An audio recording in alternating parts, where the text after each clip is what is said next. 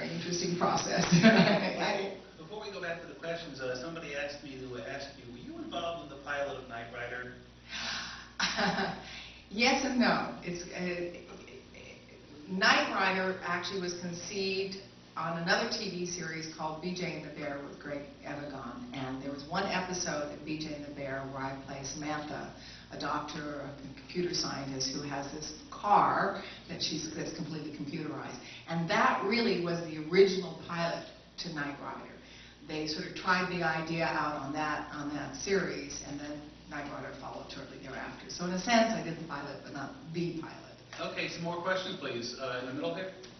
Yeah, are there any roles you wish you had ever gotten, or that you still would like to play?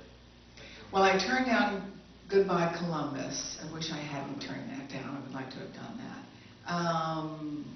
But at the time, the idea of straddling Richard Benjamin naked was just something I couldn't wrap my brain around. I also had a boyfriend in Vietnam at the time, and I didn't want her to, cause him any more trouble than he was already in. So any particular role that I wish I had done, it's funny.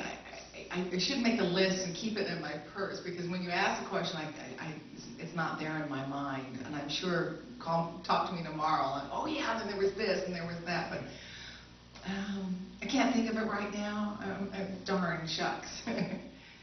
What was your first professional role? My first professional. Okay, half my brain is now answering this question back here. Okay. I have a passion for certain kinds of books, and what I've noticed is that the books are all about women who do it their way. So if I were to say, is there a role I want to do, there's a great book called The Story of Nancy Wake, about a young girl who actually was born in New Zealand, ends up living in Sydney, Australia, runs away from home at 15, 16 with one passion, that is to get to Paris. Cut to the fact that she ends up becoming the most decorated hero in World War II, and she's a woman. She led the French resistance, and her story is absolutely incredible. True story? True story. It's a fabulous story. And get the version that Peter Fitzsimmons wrote, because there are a lot of different versions out there, but the one that Peter Fitzsimmons wrote, he writes it in a true story-like form, so you're like on a ride from the first page, and it's absolutely incredible how she smokes and drinks her way out of Sydney to Vancouver, takes a train ride to New York. She's getting closer to Paris. She's still not there. She, likes to drink and wear men's clothes, but she's loves, men, but she likes to do it her way. How she eventually gets over to England and literally bullshits her way into a newspaper to hire her as a journalist, because she still wants to get to Paris, and she figures they need a journalist in Paris, but she doesn't speak the language, and eventually gets to Paris. And that's when World War II starts to break out, and the journalists are all seeing what's happening, what's going on with Hitler, and coming back and reporting to England. While she's there, she learns the French language, and at the same time falls in love with a French count. He ends up marrying her, and she's now living in France as a countess, which is great. But World War II breaks out. The Germans are coming through Paris at this time. They plan to get back to London. She leaves 3 weeks before him. He never shows up. She's now determined to get back to Paris and find out what happens to her husband, so she talks the military into training her as a spy. I mean, the things that she goes through, you would not believe. She ends up parachuting into the south of France. She ends up bringing the Basque resistance together with the French resistance, and how she does it is just one great story after another. So if I had a dream of the kind of roles that I would like to play, it would be roles of women like this. Another story would be... Say the title again, please. The Story of Nancy Wake, written by Peter Fitzsimmons. She was...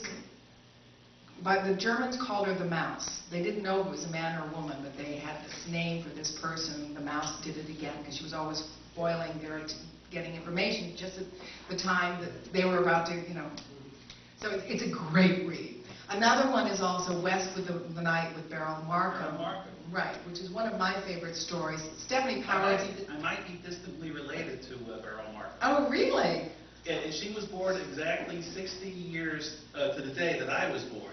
I was born in 62, and she was born in 1902. Right. Her maiden name is the same maiden name as my maternal grandmother, Clutterbuck. Huh.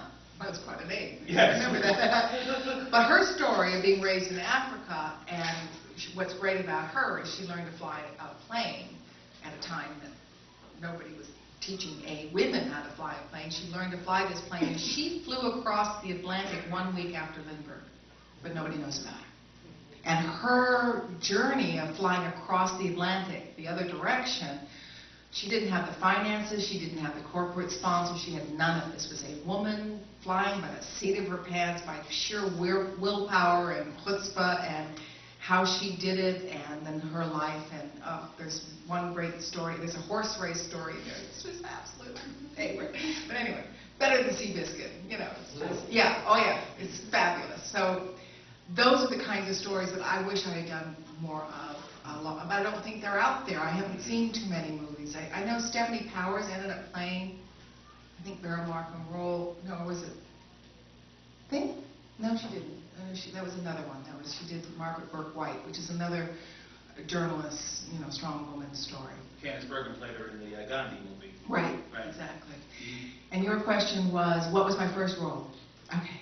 My very first role was a commercial, 2 commercials. I don't know which was first. One happened on Monday, one happened on Tuesday. I don't remember. Dippity-doo, of course, setting her hair. And RC Cola with Art Linkletter. And I was 15 years old at the time. Yeah. Another question in the back, please. Yes. Yeah. Yes. Girl on the We aisle. know your favorite episode of the book is The Vampire. What's your favorite Silver Spoon episode? The singing episode.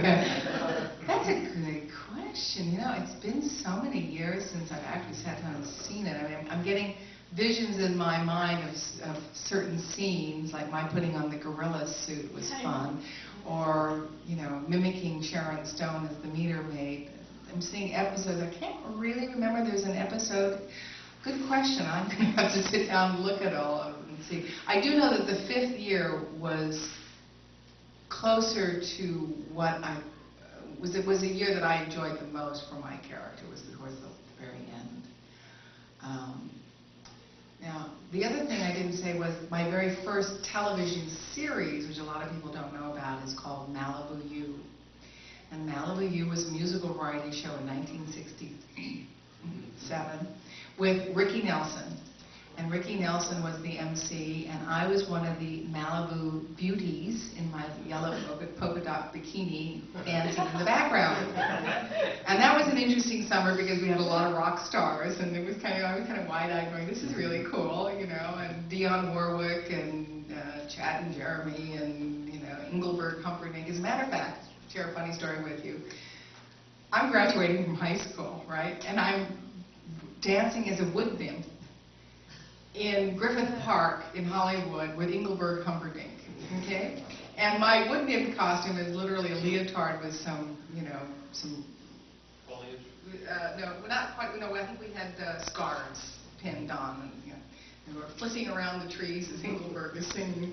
And I told the director, I said, look, I'm supposed to graduate from high school today, so do you think maybe I could get off work, you know, a little early, maybe you could do without me? Oh yeah, we'll get finished with this before lunch. And so sure enough, lunch comes and we're still shooting and it's 2 o'clock in the afternoon.